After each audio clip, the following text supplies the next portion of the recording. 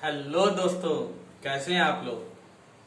चलिए, तो last lecture में हम लोगों ने चैप्टर 13 खत्म किया था, जुरिडिक्शन ऑफ क्रिमिनल कोर्ट। समझ में आया था कि नहीं। आज हम लोग पढ़ेंगे चैप्टर 14। ठीक है, ये बहुत ही इम्पोर्टेंट चैप्टर हैं। जैसे 12 है, ठीक है, 12 पे तो बहुत सारे लेक्चर बन गए थे क्योंकि उसमें डीप में पढ़ना बहुत जरूरी था। ठीक है, सही से पढ़िएगा। चैप्टर 12 में ही सबसे ज्यादा गलतियां होती हैं, ठीक, और क्वेश्चन भी उसमें से बहुत आते हैं। तो उसको सही से पढ़िएगा। नोट्स ना बनाए हो तो नोट्स जरूर बनाइएगा। बिना नोट्स के लेक्चर देखने से कोई फायदा नहीं है। ठीक है, दोनों नोट्स अलग अलग बनाए करिए, प्री के अलग, मेंस के अलग, प्री और मेंस के अलग अलग नोट्स बनाए करिए। अरे एक्चुअली में क्या है ना, मैं बैक कैमरा इस्तेमाल करता हूँ तो मुझे नहीं दिखता कि स्क्रीन में कैसा दिख रहा है। ठीक है, तो एक आध बार चेक करना पड़ता है। चलिए, तो चैप्टर 14 में क्या है। चैप्टर 14 बोलता है कंडीशन रेक्विजिट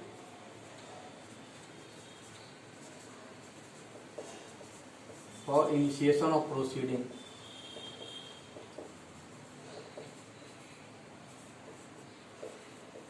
बहुत ज्यादा ऊपर हो गया। Condition requisite for initiation of proceeding, chapter 14, section 190 से लेके 199। ठीक है, इसमें सबसे इंपॉर्टेंट क्या है, 190 है।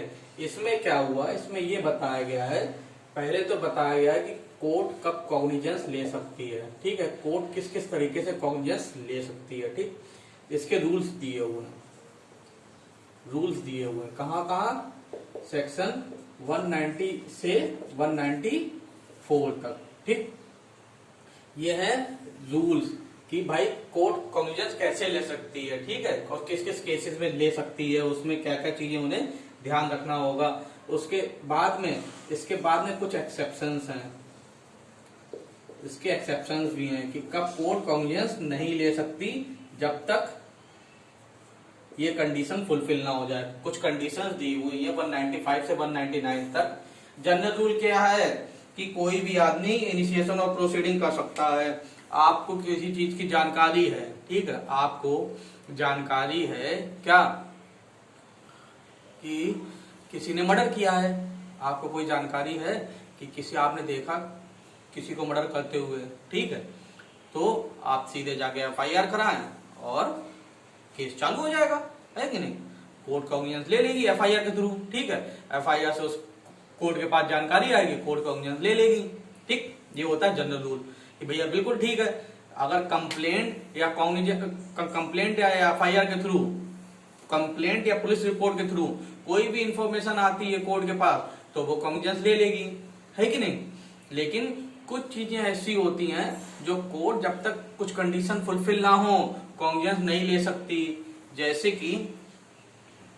कि मान लीजिए कि ऑफेंस अगेंस्ट मैरिज है। ठीक है, मैरिज को लेके कोई ऑफेंस है। ठीक, मान लो मैं अपनी वाइफ को कुछ कह रहा हूँ, वाइफ तो है नहीं, मान लो कि मेरी बीवी हो और मैं उससे कुछ बोल रहा हूँ। ठीक है, उसे गाली दे रहा हूँ, अरे मैं क्यों दूं यार, कोई और आदमी है ठीक है, कोई और आदमी है, वो अपनी वाइफ को गाली दे रहा है, ठीक है, या उसके एक दो थप्पड़ मार रहा है, तो क्या कोई थर्ड पर्सन जाके उसके खिलाफ केस कर देगा कि देखिए ये उसे क्रुएल्टी कर रहा है उसके खिलाफ। ठीक है, कोई पड़ोसी जाके क्या केस कर सकता है। आपके पड़ोस में कोई हस्बैंड अपनी औरत को मारता है तो क्या आप जाके कंप्लेंट कर सकते हैं, बताइए। क्या कंप्लेंट होने पे, मान लो आपने की भी, क्या कोर्ट उस चीज पे कॉग्निजेंस ले सकती है, नहीं ले सकती। क्यों, क्योंकि जो विक्टिम पार्टी है, विक्टिम पार्टी का मतलब जो उसकी वाइफ है या उसके रिलेटिव है, वही कंप्लेंट कर सकते हैं, आप थोड़े कर सकते हो। ठीक है, तो ये कुछ चीजें प्रायर रिक्विजिट्स होती हैं कि प्रायर कंडीशन है, जब तक वो फुलफिल नहीं होगी तब तक कोर्ट कॉग्निजेंस नहीं ले पाएगा। ठीक है, इसमें सबसे इम्पोर्टेंट, इतनी बात समझ में आई। अरे आ ही गई होगी, उसमें है ही क्या, कुछ है थोड़े।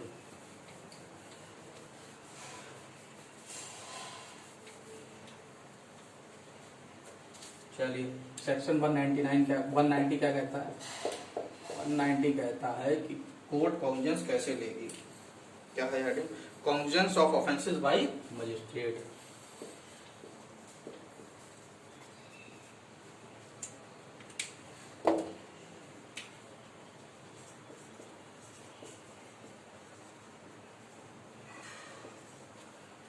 Cognizance of offences by magistrate, कि मजिस्ट्रेट जो है कॉग्निजेंस ऑफेंसेस का कॉग्निजेंस कैसे ले सकता है। जैसी हेडिंग है वही बात करना चाहता है कि मजिस्ट्रेट कॉग्निजेंस क्या, ठीक है, कोई भी ऑफेंसेस का कॉग्निजेंस कैसे ले सकता है। ठीक है, तो इसमें दिया हुआ ये है कि जुडिशियल मजिस्ट्रेट फर्स्ट क्लास, ठीक है, जुडिशियल मजिस्ट्रेट फर्स्ट क्लास या judicial magistrate second class empowered bye chief judicial magistrate, अभी सब समझा दूंगा। ठीक है, ये दोनों जो हैं ये कॉग्निजेंस ले सकते हैं किस किस ग्राउंड पे, या तो ऑन कंप्लेंट, कोई कंप्लेंट करता है तब, ठीक, ऑन पुलिस रिपोर्ट, ठीक है,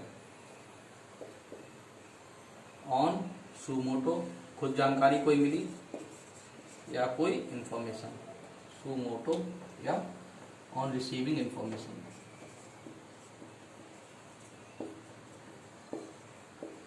क्या है भैया, देखो ये जो है ना एम्पावर्ड बाय सीजीएम, ये बात दी हुई है क्लाउज 2 में, किसके 190 के क्लाउज 2 में। ठीक, बहुत पूछा जाता है, ये इम्पोर्टेंट डाल लीजिए। वैसे तो ये सेक्शन ही बहुत इम्पोर्टेंट है, ठीक है, ये सेक्शन ही अपने आप में, अगर सीआरपीसी में कुछ सेक्शंस को इम्पोर्टेंट, वेरी इंपॉर्टेंट में अगर बांटे ना तो ये वेरी इंपॉर्टेंट में आएगा। ठीक है, इसके बिना काम कुछ हो ही नहीं सकता।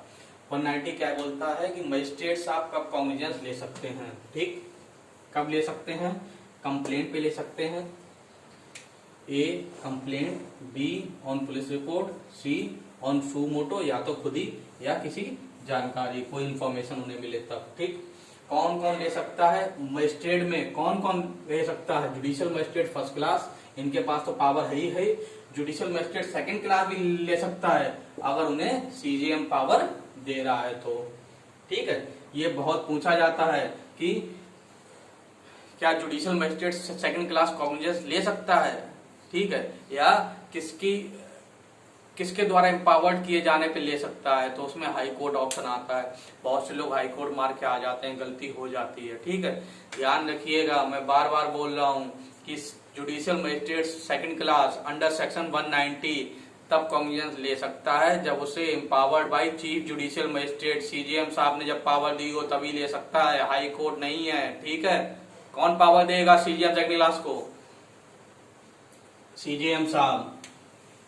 सेक्शन 13 याद है? 13 नहीं 14, सेक्शन 14 बोलता है local jurisdiction of judicial magistrate. Judicial magistrate साहब का लोकल जुरिडिक्शन कौन डिसाइड करता है? CGM, chief judicial magistrate. ठीक है, हाई कोर्ट की डायरेक्शन में होता है लेकिन कौन करता है? सीजीएम। तो local jurisdiction of judicial magistrate, इसी हिसाब से आप ध्यान रखिएगा कि मजिस्ट्रेट को काम जो है, केसेस जो हैं, कौन बांटता है। ठीक है, अब कोई भी केस है, मजिस्ट्रेट साहब तो बहुत सारे होते हैं ना, जेएम फर्स्ट क्लास मान लो 5 हैं।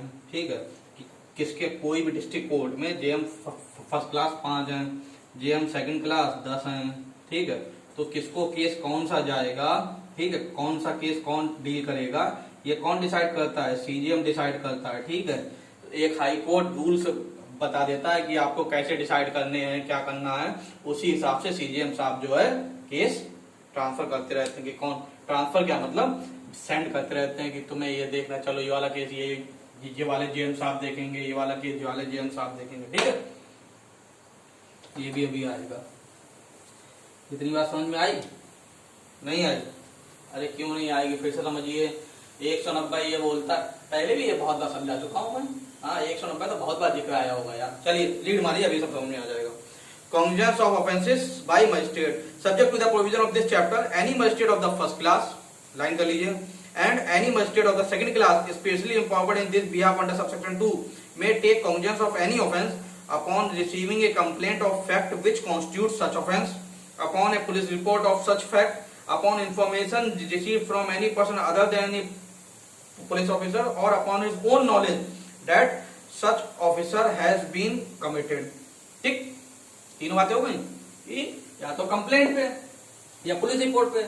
देखो पुलिस रिपोर्ट पे क्या होता है, जब सेक्शन 173 पढ़ाया था, 173 में जो उसके पास पुलिस रिपोर्ट सबमिट हो रही है उस पे कॉन्ग्निजेंस लेके केस आने चालू कर देगा। ठीक, चालू अगर सफिशिएंट एविडेंस उन्हें मालूम देंगे, अगर उन्हें लगता है कि केस में कुछ है, ये तो 173 पढ़ाया था तब बोला था। चलिए फिर भी देख लेते हैं। सेक्शन 173 उन्हें मालूम दिया कि अगर एक्शन लेना है तो एक्शन लेंगे, क्या हो जाएगा,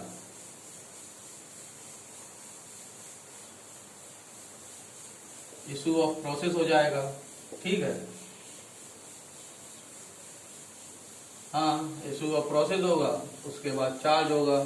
ठीक, और नहीं है तो फिर वो एक्शन नहीं लेंगे और क्या, कुछ नहीं करेंगे।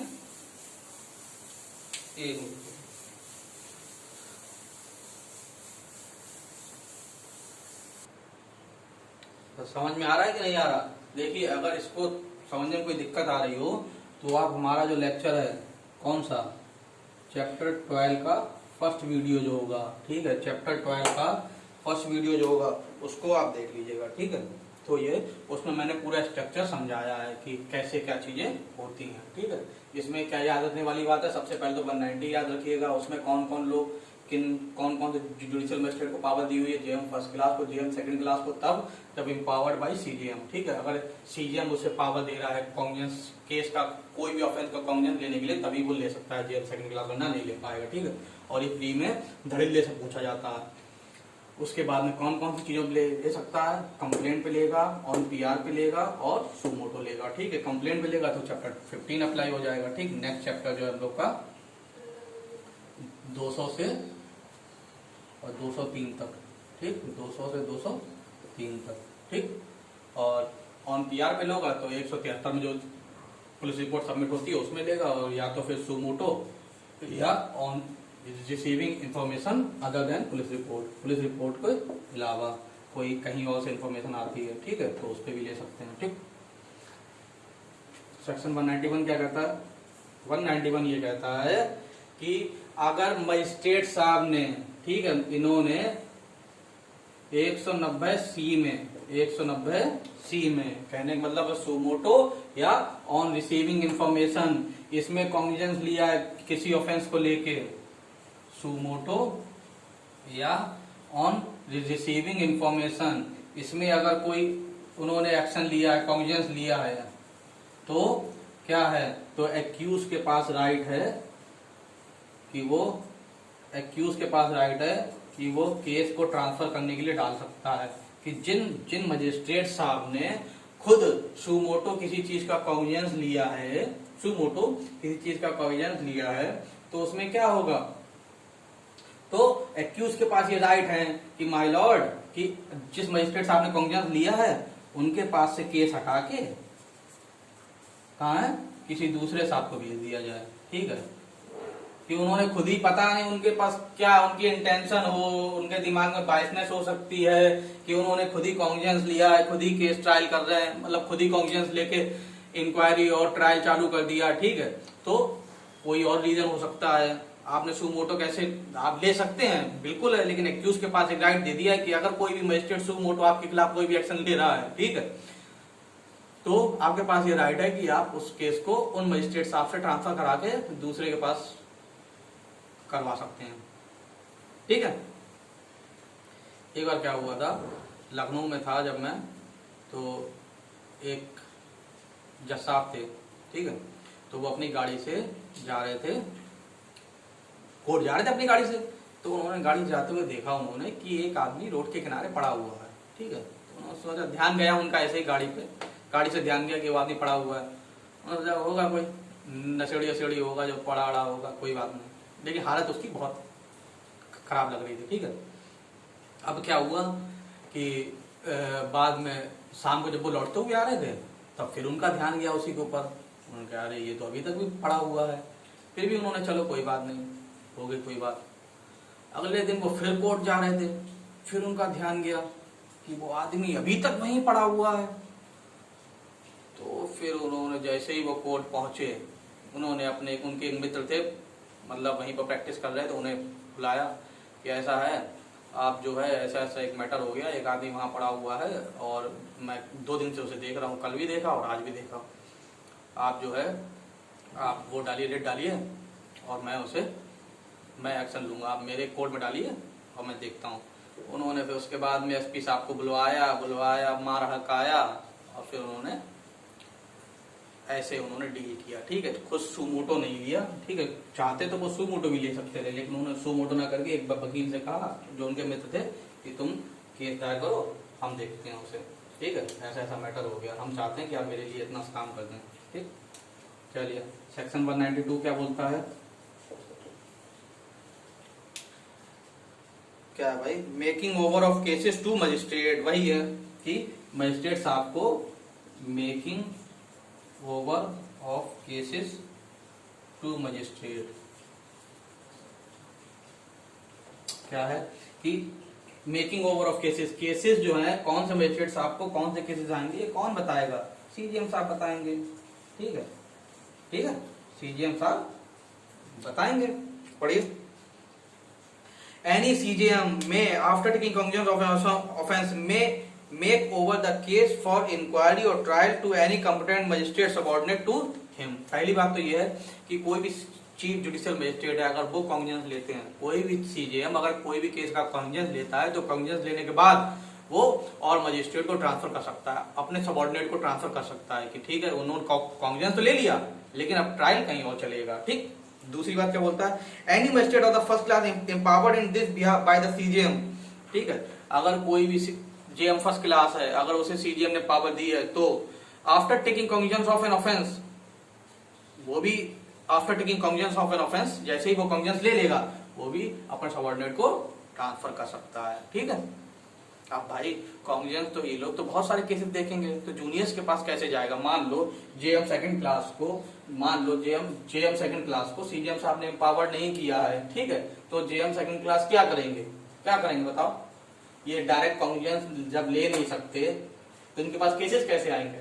जेएम फर्स्ट क्लास कॉग्निजेंस लेंगे, केस को उठाएंगे और फिर अपने सबऑर्डिनेट को डाल देंगे, चलो अब तुम ट्रायल चलाओ, इसका तुम डिसाइड करो। ठीक है, ऐसे ही सीजीएम साहब केस उठाएंगे, कॉग्निजेंस लेंगे और जेएम फर्स्ट क्लास को ट्रांसफर कर देंगे, जेएम फर्स्ट क्लास को मेक ओवर कर देंगे। ठीक है, उन्हें दे देंगे कि चलो अब तुम देखो, अब इस केस को तुम ट्राई करो। ठीक, और अगर जेएम फर्स्ट क्लास को भी अगर पावर दी गई है, जेएम फर्स्ट क्लास को अगर सीजीएम ने पावर दी है तो वो भी मेक ओवर कर सकता है अपने जूनियर को। ठीक है, सबऑर्डिनेट को। समझ में आ रही नहीं बात? सिंपल सी तो है ही बात यार, उसमें समझने के लिए है ही क्या। ठीक, अगला cognizance of offences by court of section 193 important है, लिख लीजिएगा। 193 इंपॉर्टेंट है, लिख लीजिएगा। क्या दिया हुआ है उसमें? इसमें ये दिया है कि कोर्ट ऑफ सेशन, ठीक है, कोर्ट ऑफ सेशन अगर एक्सप्रेसली इसमें दिया ना हो, ठीक है, क्या है फिर से सुनिए, अगर सीआरपीसी में या किसी स्पेशल लॉ में अगर एक्सप्रेसली दिया हुआ नहीं है क्या कि कोर्ट ऑफ सेशन किसी केस का ट्रायल चालू करेगी एज ए ओरिजिनल कोर्ट, ठीक है, तो अनलेस एंड अनटिल वो कोर्ट ऑफ सेशन कोई भी एज ए ओरिजिनल कोर्ट कोई भी केस नहीं उठाएगी, किसी भी केस का कॉग्निजेंस नहीं लेगी। नहीं है बात समझ? अरे सिंपल सी बात ये कह रहा है 193 ये बात बोल रहा है कि कोर्ट ऑफ सेशन कभी भी एज ए ओरिजिनल कोर्ट किसी भी केस का कॉग्निजेंस नहीं लेगी। ठीक है, तो क्या करेगी ये कोर्ट ऑफ सेशन? देखो, court of session general rule क्या है? जनरल रूल ये है कि कोर्ट ऑफ सेशन किसी भी केस का as a original court cognizance नहीं लेगी। कोर्ट ऑफ सेशन के पास कैसे केस आते हैं? मान लो जेएम फर्स्ट क्लास ने केस का कॉग्निजेंस लिया, ठीक है, कॉग्निजेंस लेने के बाद जेएम फर्स्ट क्लास को पता चला कि इसमें तो पनिशमेंट जो है वो लाइफ इम्प्रिजमेंट है या मोर देन 10 ईयर्स है, ठीक है। ऐसी कोई भी पनिशमेंट है जो जेएम फर्स्ट क्लास के पास पावर नहीं है, ठीक है, तो वो क्या करेगा, तो वो केस कोर्ट ऑफ सेशन को भेज देगा, ठीक है। कोर्ट ऑफ सेशन कभी भी किसी भी केस का as a original court cognizance नहीं लेती जब तक सीआरपीसी में स्पेशली दिया न गया हो कि इस केस का कॉग्निजेंस कोर्ट ऑफ सेशन ही लेगी। बात समझ में आई? ध्यान रखिएगा। क्यों? अरे बड़ी कोर्ट है भाई, उनके पास तो ऑलरेडी इतने केसेस होते हैं, ठीक है। तो जेएम फर्स्ट क्लास ने कॉग्निजेंस लिया या सीजेएम साहब ने कॉग्निजेंस लिया, उन्हें पता चला कि ये केस जो है जेएम फर्स्ट क्लास ने या सीजेएम साहब ने किसी ने भी कॉग्निजेंस लिया, ठीक है। कॉग्निजेंस लेने के बाद पता चला कि इसमें तो लाइफ इम्प्रिजमेंट पनिशमेंट होनी चाहिए है या डेथ इम्प्रिजमेंट हो सकती है, तो इस केसेस में वो जान जाते हैं कि भैया इसका ट्रायल तो हम कर नहीं सकते, तो इसका ट्रायल कौन करेगा, तो फिर वो कोर्ट ऑफ सेशन को भेज देंगे, ठीक है। ऐसे कोर्ट ऑफ सेशन के पास केस जाते हैं। कोर्ट ऑफ सेशन कभी भी एज ओरिजिनल कोर्ट कोई भी केस को नहीं उठाती, उसका कॉग्निजेंस नहीं लेती है। पढ़िए अब कुछ प्रोविजन है, मान लो सेक्शन 209 में दिया हुआ है, ठीक है। सेक्शन 199 का क्लॉज 2 में दिया हुआ है कि डिफेमेशन को लेके, defamation in relation to the president, vice president, इनके केसेस में इसका जो ट्रायल है वो कोर्ट ऑफ सेशन करेगी, ठीक है। समझ में आया कि नहीं आया? पढ़िए अभी आ जाएगा समझ में, कोई दिक्कत, कोई इतना बड़ा हवा नहीं है इसमें, ठीक है, आसान चीज है। क्या है? Except cognizance of offences by court of session section 193 except as otherwise expressly provided by the court or by any other law for the time being in force, ठीक है। क्या है कि या तो सीआरपीसी में स्पेशली दिया हुआ है या किसी और लॉ में स्पेशली दिया हुआ है। No court of session shall take cognizance of any offence as a court of original jurisdiction unless the case has been committed to it by a magistrate under this code, ठीक है, कि magistrate द्वारा उसे वो है committed किया जाता है, भेजा जाता है, ठीक है। मजिस्ट्रेट द्वारा ही इनके पास केस भेजे जाते हैं, जुडिशियल मजिस्ट्रेट फर्स्ट क्लास द्वारा, सीजीएम द्वारा, इनके द्वारा केस आते हैं इनके पास, कोर्ट ऑफ सेशन के पास, ठीक है। ये खुद कॉग्निजेंस नहीं लेते हैं। अब कहाँ पे कि ये कुछ एग्जाम्पल्स हैं, सेक्शन 209 है, 199(2) है, जहाँ पे स्पेशली दिया हुआ है कि इस केस में court of session he trial करेगी, ठीक है, कॉग्निजेंस लेगी। बात आई समझ में? अब 194 क्या बोलता है? एडिशनल एंड असिस्टेंट सेशन जज to try cases made over to them, कि एडिशनल और असिस्टेंट सेशन जज क्या है कि एडिशनल एंड असिस्टेंट सेशन जज के पास केस कौन भेजेगा? इनको सेशन जज भेजेगा, ठीक है। सेशन जज, जब सेशन जज के पास मान लो कि सीजीएम साहब ने कहा केस भेजा, सीधे वो भेजेंगे कोर्ट ऑफ सेशन को। कोर्ट ऑफ सेशन में हम लोगों ने पढ़ा था कौन कौन से जजेस आते हैं, सेशन जज आता है, एडिशनल सेशन जज आता है, असिस्टेंट सेशन जज आते हैं, ठीक है। तो कोर्ट ऑफ सेशन का मतलब जब केस ट्रांसफर किया जाएगा तो सेशन जज मान लिया जाएगा, ठीक है। तो सेशन जज के पास जब केस आएगा तो वो अपने हिसाब से देख के अपने सबऑर्डिनेट को या तो एडिशनल को या असिस्टेंट सेशन जज को भेज देंगे, तो वहां पे ट्रायल चालू हो जाएगा उसका, है कि नहीं? बस इतनी सी बात करना चाहता है। 194 ये तो हो गए कॉग्निजेंस लेने के रूल्स कि कैसे कौन ले सकता है, कैसे ले सकता है, किस किस ग्राउंड पे ले सकता है और क्या क्या उसमें चीजें देखनी होंगी। 190, 191, 192, 190, 191, 192, 193, 194, ठीक, इतने हो गए। 195 से एक्सेप्शन दिए हुए हैं कि कोई भी मजिस्ट्रेट कॉग्निजेंस नहीं ले पाएगा जब तक ये कंडीशन फुलफिल ना हो, जब तक कंप्लेनेंट, ग्राउंड ऑफ कंप्लेनेंट कि जो किस ग्राउंड पे कंप्लेन कर रहा है, कंप्लेन करने वाला कौन है, या कोई प्रायर परमिशन चाहिए कॉग्निजेंस लेने के लिए, ठीक है। क्या है जनरली क्या हुआ 195 से 199 तक कुछ सिचुएशन दी हुई हैं, कुछ केसेस दिए हुए हैं जिसमें साफ साफ वो ये कहते हैं कि मजिस्ट्रेट साहब कॉग्निजेंस नहीं ले सकते जब तक इसकी परमिशन ना ली जाए, या कंप्लेनेंट जो है वो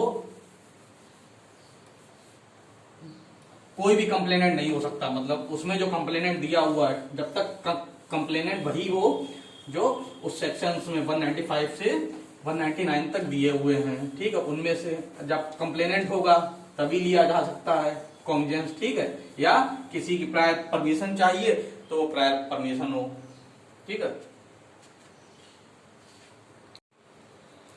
चलिए सेक्शन 195 देखें अब। ये एक्सेप्शन डाल दीजिएगा, ठीक है।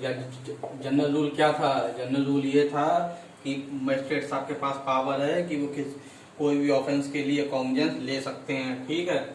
अब ये सेक्शन 195 से कुछ एक्सेप्शंस हैं। एक्सेप्शंस का मतलब जब तक प्रायर कंडीशन कुछ फुलफिल नहीं होंगी, जब तक प्रायर कंडीशन फुलफिल नहीं होंगी तब तक मजिस्ट्रेट साहब कॉन्ग्निजेंस नहीं ले पाएंगे, ठीक है।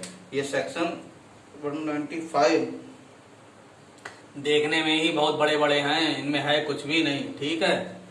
ज्यादा टेंशन मत लीजिएगा, देखने में ही इतने लंबे चौड़े दिए हुए हैं, हमारे काम की चीजें बहुत कम ही है इसमें, ठीक। सबसे पहले तो section 195 prosecution for contempt of lawful authority. Prosecution for contempt of lawful authority. कहने का मतलब है कि अगर कोई कंटेम्प्ट का केस है, ठीक है, कहने का मतलब ये है कंटेम्प्ट का कोई केस है, मान लो कोई ऑफेंस है जो कि चैप्टर 10 एंड 11 ऑफ आईपीसी में फॉल होता है। कहाँ? चैप्टर 10 या 11 ऑफ आईपीसी, कंटेम्प्ट से related, contempt of lawful authority. अगर कोई भी case contempt of lawful authority से रिलेटेड है तो मजिस्ट्रेट साहब कॉन्ग्निजेंस कब ले सकते हैं, ठीक है, on written complaint of magistrate और पुलिस ऑफिसर, जैसा केस हो, ठीक है। अब समझिए, बस इतना बड़े सेक्शन में अपने काम की चीज बस इतनी ही है, ठीक है। अब आपको समझाता हूं, ध्यान से समझिएगा। सेक्शन 195 क्या कहता है कि अगर कंटेम्प्ट केसेस, किसी के ऊपर कंटेम्प्ट का केस करना है, ठीक है। मान लो मैंने कुछ कोर्ट के खिलाफ अगेंस्ट कुछ बोला, ठीक है, मैंने कोई जजमेंट आया, ठीक है, मैंने उसके खिलाफ कोई स्टेटमेंट दे दिया, तो क्या कोई थर्ड पर्सन जाके मेरे ऊपर कंटेम्प्ट का केस कर सकता है क्या? ठीक है, नहीं। क्यों? क्योंकि इसके लिए जिस जजमेंट के खिलाफ मैंने बोला है ना, उस कोर्ट को, जिस कोर्ट के जजमेंट के खिलाफ मैंने बोला है, जब तक वो कोर्ट नहीं चाहेगी तब तक मेरे ऊपर केस नहीं होगा, ठीक। मान लो किसी पुलिस ऑफिसर ने आपको कोतवाली में प्रेजेंट होने के लिए बुलाया, उसे कोई जानकारी चाहिए थी, आप आ नहीं रहे, तो उसके पास क्या पावर है? सेक्शन 172 चैप्टर 10 ही है ना, हाँ, सेक्शन 173 से 184, कहाँ पर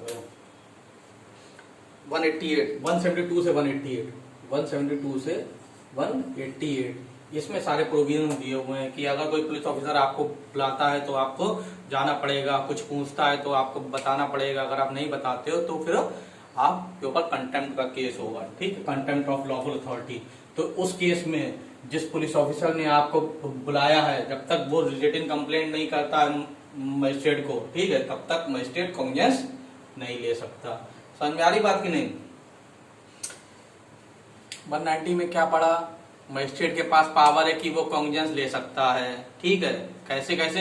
उसमें 3 तरीके दिए हुए थे, 4 मान लीजिए या 3 मान लीजिए, ठीक है। सी में 2 बातें दी हुई हैं, ठीक, ऐसे ऐसे वो ले सकता है। लेकिन ये कुछ एक्सेप्शंस हैं कि मजिस्ट्रेट कॉन्ग्निजेंस नहीं ले सकता जब तक ये कंडीशन फुलफिल नहीं होगी। कंडीशन क्या है कि अगर कंटेम्प्ट ऑफ लॉफुल अथॉरिटी को लेके अगर किसी के ऊपर कॉन्ग्निजेंस लेना है, ठीक है, तो तभी ले सकते हो, या तो वो जिस मजिस्ट्रेट के खिलाफ उसने कंटेम्प्ट किया है, जिस कोर्ट के खिलाफ कंटेम्प्ट किया है, उनकी परमिशन हो, वो रिटन कंप्लेंट करें, या जिस पुलिस ऑफिसर के खिलाफ किया है वो रिटन कंप्लेंट करें, ठीक। पढ़िए, अच्छा थोड़ा सा पढ़ लीजिए, इसको समझ में आ जाएगा। Prosecution for contempt of lawful authority of public servant for offences against public justice and for offences relating to the document given in evidence, ठीक है। अब मान लो किसी कोर्ट ने आपको कोई डॉक्यूमेंट पेश करने के लिए कहा, ठीक, कोर्ट ने आपको डॉक्यूमेंट पेश करने, आप नहीं कर रहे तो क्या होगा? कंटेम्प्ट का केस होगा। किस में होगा? इसी में ही होगा, 195 में। लेकिन होगा तभी, कोई थर्ड पर्सन थोड़े कर सकता है। कब होगा? जब वही कोर्ट जिस मजिस्ट्रेट से आपने पास किया वही जब रिटन कंप्लेंट करें आपकी, तभी आपके ऊपर कंप्लेंट केस होगा, या उनकी सुपीरियर कोर्ट तो कर ही सकती है। ठीक, ये no court shall take cognizance of any of the offences punishable under section 172 to 188, इसका अबेटमेंट, अटेम्प्ट, ठीक है, criminal conspiracy to such offence, ठीक है, ये सारी चीजें वही बात बोल रहे हैं। Except on the complaint in writing of the court, पहला क्या है, except on complaint in writing of the court और by such officer of the court as that court में authorise in writing in this behalf और some other court to which the court is subordinate. ठीक है, या तो उसकी superior court कर सकती है या वही कोर्ट। ठीक, दिक्कत है कुछ दिक्कत नहीं है भाई। जब आप थोड़ा सा, जब आपका हाथ सेट हो जाएगा, पहली बार में तो फिर भी दिक्कत आ सकती है सीआरपीसी पढ़ने में। जब मैं एक बार आपको पूरी पढ़ा दूंगा, समय के साथ साथ चीजें और एडजस्ट होती जाती हैं, समझ में आती रहती हैं। ठीक है, टेंशन ना लिया करें, चीजें सब अपने आप होती हैं। ठीक, बस आप जो है कंटिन्यूटी बनाए रखें, पढ़ते रहें। ठीक, पढ़ते रहेंगे। मान लो कोई एक सेक्शन आपको समझ में नहीं आ रहा है ना, छोड़ दो उसे, कोई दिक्कत नहीं है। उसके चांसेस एग्जाम में आने के कितने % हैं बताइए? 484 सेक्शन है, इसमें कितने हैं? 484। ठीक, अब कोई एक सेक्शन अगर आपने छोड़ दिया तो इसकी प्रोबेबिलिटी कितनी है आने की बताइए? 484। ठीक, कितनी है? बहुत कम है। ठीक है, 0.00001 है। ठीक, क्यों? क्योंकि भैया इसीलिए तो छोड़ने में टेंशन मत लिया करो। ठीक है, कोई चीज ना समझ में आए अभी छोड़ दो। ठीक, बाकी आगे पीछे की चीजें जब एडजस्ट होंगी तब वो भी अपने आप एडजस्ट हो जाएगा, वो भी समझ में आ जाएगा। नहीं आएगा? आ जाएगा भाई। चलिए अगला देखिए, और इसमें कुछ नहीं है। ठीक है, कोई भी चीज काम की नहीं है।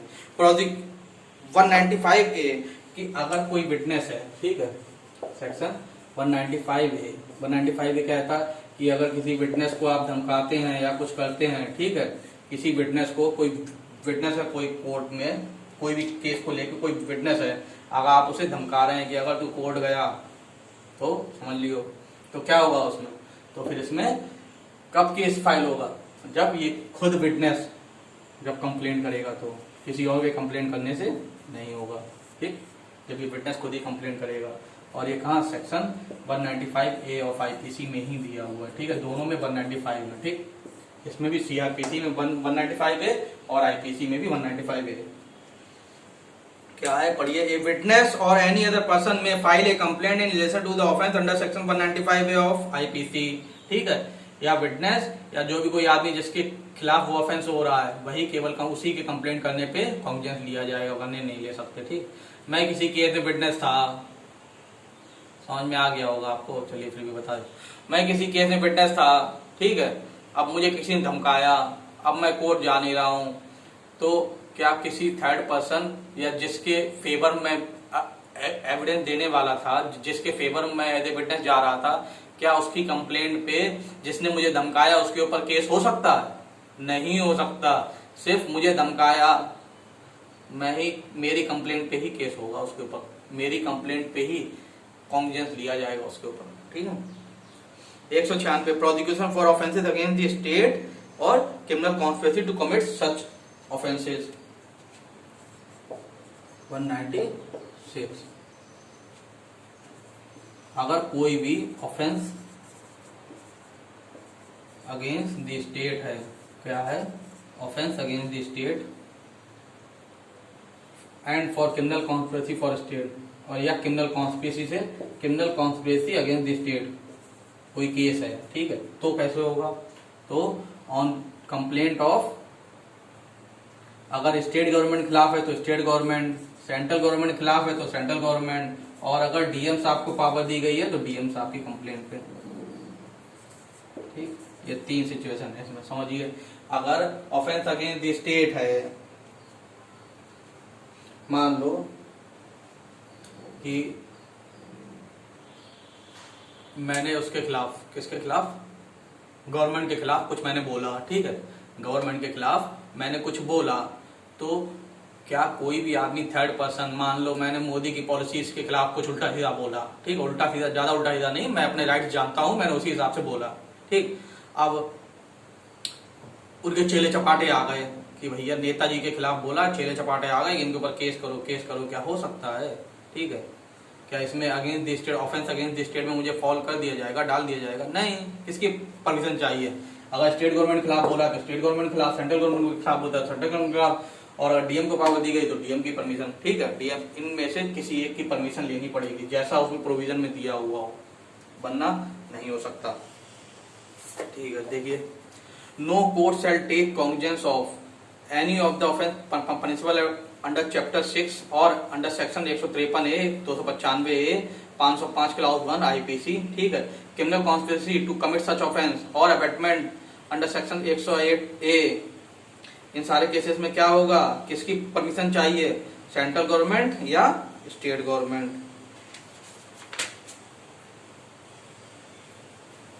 या डीएम साहब की आगे दिया हुआ कुछ केसेस में।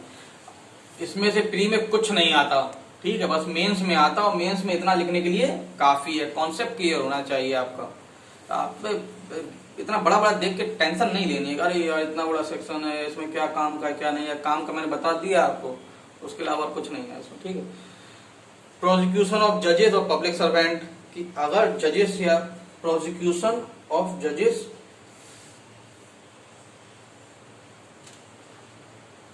सेक्शन 197 पूछा जाता है कई बार। ठीक है, इंपॉर्टेंट है, क्या है? प्रोसिक्यूशन ऑफ जजेस एंड पब्लिक सर्वेंट, क्या होगा भैया? देखो, इन दोनों ही केसेस में एक 197 क्या कहता है कि अगर किसी जज या पब्लिक सर्वेंट, कोई भी जज, मजिस्ट्रेट और कोई भी ऐसा पब्लिक सर्वेंट जिसे ऐसे ही पोस्ट से हटाया नहीं जा सकता, अगर इन्होंने कोई ऑफेंस किया है और इनके खिलाफ अगर केस करना है, ठीक है, तो क्या कब किया जाएगा? या तो स्टेट गवर्नमेंट या सेंट्रल गवर्नमेंट की पहले प्रायर सैंक्शन लेना पड़ेगा। ठीक है, क्या होगा? प्रायर सैंक्शन लेना पड़ेगा, स्टेट गवर्नमेंट का या सेंट्रल गवर्नमेंट, जिसके अंडर ये आता हो। ठीक है, कोई भी पब्लिक सर्वेंट है, अगर वो स्टेट गवर्नमेंट के अंडर आता है, ऐसी पोस्ट है उसकी कि उसे ऐसे आप नहीं हटा सकते, तो उस केस में क्या होगा? सेंट्रल गवर्नमेंट या स्टेट गवर्नमेंट जिसके अंडर वो पब्लिक सर्वेंट आता हो, उसकी प्रायर सैंक्शन चाहिए होगा, पहले परमिशन चाहिए होगी उसकी। ठीक है, और तो इसमें कुछ है नहीं। 198 prosecution of offences against marriage. इनमें से प्री में बहुत कम ही आते हैं, अगर आते हैं तो डायरेक्ट पूछे जाते हैं। ये भी नहीं पूछा जाता कि किसकी प्रायर परमिशन या फिर प्रीवियस सैंक्शन, ऐसा कुछ नहीं पूछा जाता। ठीक है, ये केवल हम लोग की जानकारी के लिए है, लेकिन इसको पढ़ना जरूर। ठीक है, छोड़ नहीं सकते आप, छोड़ तो नहीं सकते। अगर छोड़ सकते होते तो मैं छुड़वा देता, इसको छोड़ नहीं सकते आप, पढ़ना पड़ेगा। कौन सा है? Section 198 prosecution for offences against marriage.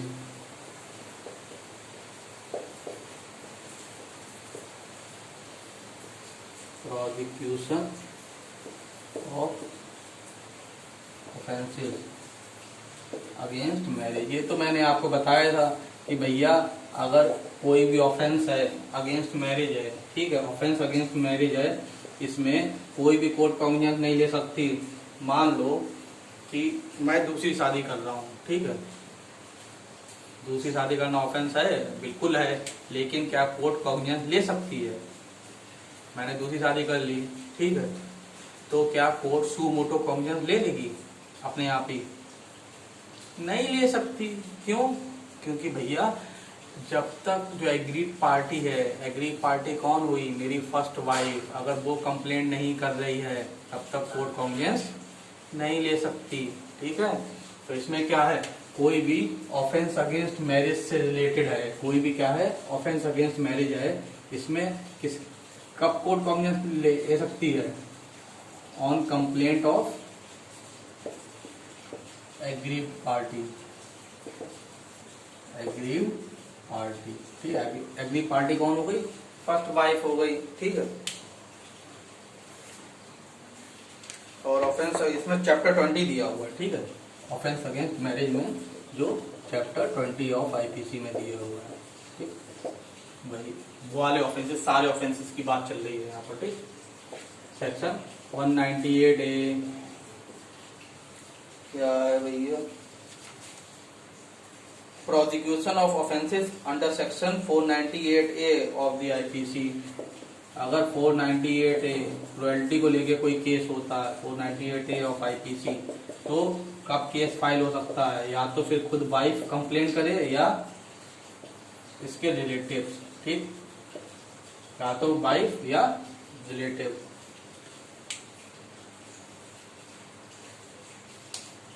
और कुछ है 198B, 198B, अच्छा इसमें रिलेटिव्स में दिए भी हैं कि कौन कौन हो सकता है, कि फादर, मदर, ब्रदर, सिस्टर, ठीक है, ये सब लोग रिलेटिव्स में आएंगे, ठीक। 198B क्या बोलता है, कॉग्निजेंस ऑफ ऑफेंसेस। 376B, ठीक, 376B में क्या होगा, क्या है भाई, no court shall take cognizance of an offence principal 376B of the mental matter जैसा except upon the promise that the institute the offence of complete has been file made by wife again the husband, ठीक। और बात section 198B जो है वो बात करता है कि 376B में, ठीक है, 376B में कि सेक्सुअल इंटरकोर्स बाय हस्बैंड, हाँ यही तो है ना, सेक्सुअल इंटरकोर्स बाय हस्बैंड या rape by husband, intercourse by husband to his wife, ठीक। अगर अपने वाइफ के साथ वो ऐसा कुछ करता है फोर्सफुली, ठीक है, 376B में क्या दिया हुआ है कि अगर कोई भी अपने वाइफ के साथ फोर्सफुली सेक्सुअल इंटरकोर्स करता है तो उसका कॉन्फिडेंस कब ले सकते हैं, जब वाइफ खुद ही कंप्लेन करेगी तब, ठीक है। इसमें एक चीज और है, इसमें लिमिटेशन पीरियड दिया है कि अगर इससे कोई रिलेटेड केस होगा तो विदिन 1 ईयर, विदिन 1 ईयर उसे केस करना होगा। 1 साल का टाइम लैप्स हो गया तो वो केस नहीं कर सकती, ठीक। इसी में दिया है ना 1 ईयर की नहीं दिया,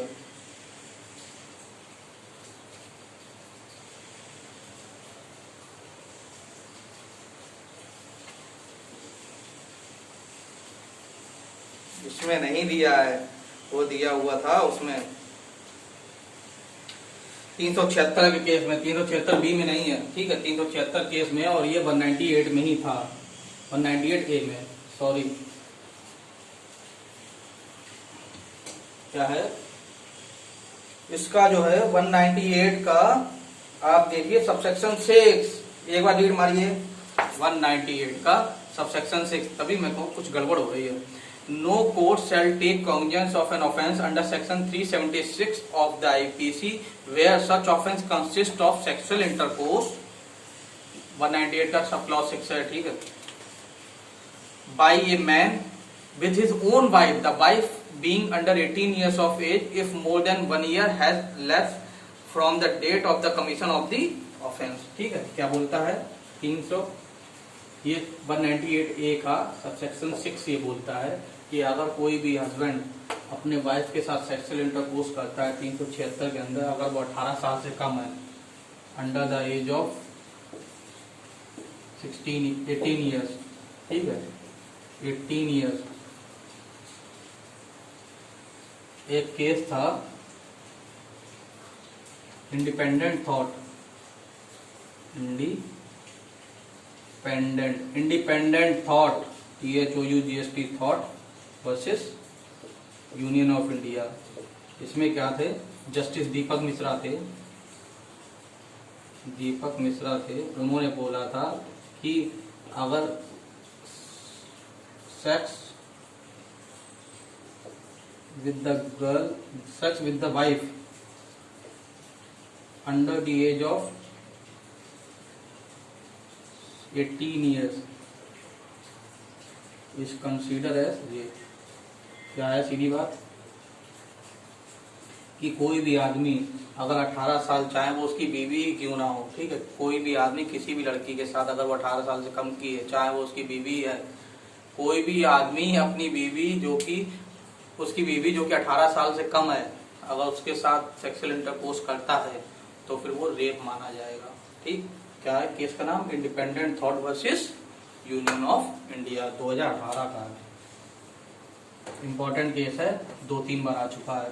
2018 से अभी तक जितने भी एग्जाम हुए हैं 2-3 बार एग्जामों में पूछा जा चुका है। ठीक, ये बात ध्यान रखिएगा, ये भी पूछी जाती है, इंपॉर्टेंट है ये भी बात। क्या है कि 376 198A में क्लॉज 6 में लिमिटेशन पीरियड दिया हुआ है कि अगर 376 सेक्शन 376 में अगर आईपीसी में अगर हस्बैंड के खिलाफ केस करना है तो वाइफ को 1 साल के अंदर ही करना होगा। 1 साल के बाद टाइम लैप्स हो जाएगा, फिर वो नहीं कर सकती। ठीक, और 198 सेक्शन 198D में दिया हुआ है 376B से रिलेटेड। ठीक, 376B में अगर वो कोई ऑफेंस करता है तो फिर वो वाइफ की, दोनों में ही वाइफ का ही चाहिए। ठीक है, और कोई नहीं, वाइफ की कंप्लेंट पे ही कॉन्फिडेंस लिया जाएगा। समझ में आ रहा है कि नहीं? आ रहा होगा भैया। प्रोसिक्यूशन फॉर डिफेमेशन, ठीक है, 199 क्या बोलता है कि डिफेमेशन से रिलेटेड अगर कोई केस है, चलिए यार जल्दी खत्म करो, इतना टाइम लग जाता है, इतनी मेहनत लगती है, लेकिन आप लोग लाइक भी नहीं करते हैं, शेयर भी नहीं करते हैं। ठीक है, अरे यार देखो, लेक्चर बढ़िया अगर अच्छे लगे, मैंने बहुत बार बोला लेक्चर अगर अच्छे लगे तो आप लाइक किया करें, अच्छे ना लगे तो डिसलाइक किया करें। ठीक है, लेकिन कुछ ना कुछ तो किया करें। सेक्शन 199 क्या बोलता है कि डिफेमेशन से रिलेटेड अगर कोई केस है तो कब कोर्ट कॉग्निजेंस लेगी? जिसके अगेंस्ट में डिफेमेशन हुआ है जब तक वो कंप्लेंट ना करे तब तक नहीं लेगा उसके रिलेटिव। ठीक, और 199 का क्लॉज 2 ये बोलता है कि अगर defamation in relation to the president, president के खिलाफ है डिफेमेटरी वर्ड, वाइस प्रेसिडेंट, ठीक है, मिनिस्टर्स, इन लोगों के खिलाफ एक्सेट्रा, पढ़ लीजिएगा। ठीक है, इनके खिलाफ अगर कुछ है तो क्या होगा? तो पब्लिक प्रोसिक्यूटर की कंसेंट चाहिए होगी। ठीक है, जब तक पीपी कंप्लेंट नहीं करेगा, पब्लिक प्रोसिक्यूटर कंप्लेंट नहीं करेगा, तब तक कोर्ट कॉग्निजेंस नहीं लेगी। ठीक है, और इसका जो टाइम पीरियड है वो 6 मंथ है, ये भी ध्यान रखिएगा। ये 3 चीजें ध्यान रखिएगा। ठीक है, इन पे लाइन कर लीजिएगा और रीड मार लीजिएगा, समझ में आ जाएगा। अगला चैप्टर है 200 तक आ गए, सही है यार। कितना? लगभग 45% सीआरबीसी हो गया है, 50% मान लीजिए, क्योंकि आगे कुछ सेक्शन जो 300 वाले हैं वो कुछ काम के भी नहीं है। लगभग 40-50 सेक्शन छोड़ देंगे हम लोग, छोड़ उसमें नहीं पूछा था, टेंशन मत लीजिए। कोई भी ऐसी चीज नहीं छोड़ेंगे जिसमें आपका नुकसान हो जाए। ठीक है, चलिए, कुछ ना समझ में आए मुझे बताइएगा, कमेंट करके बताइएगा। ठीक है, ये 6 मंथ वाली बात जो है 199 के सबसेक्शन 5 में दी हुई है। ठीक है, लाइन कर लीजिएगा, कभी बार पूछ दी जाती है।